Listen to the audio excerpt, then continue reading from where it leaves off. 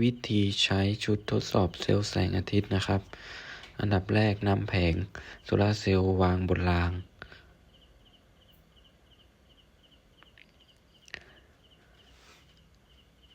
และยึดด้านข้างด้วยเอ็นแคม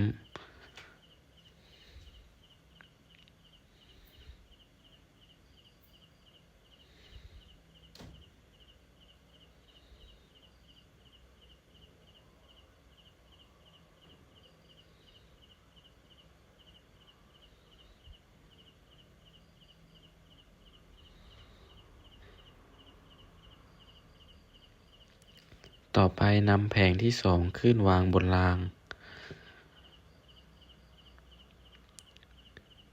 และเสียบสาย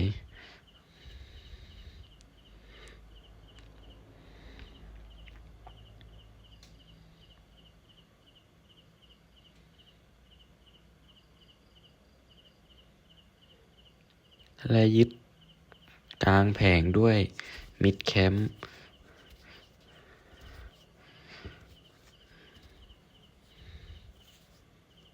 และสุดท้ายยึดเอ็นแคม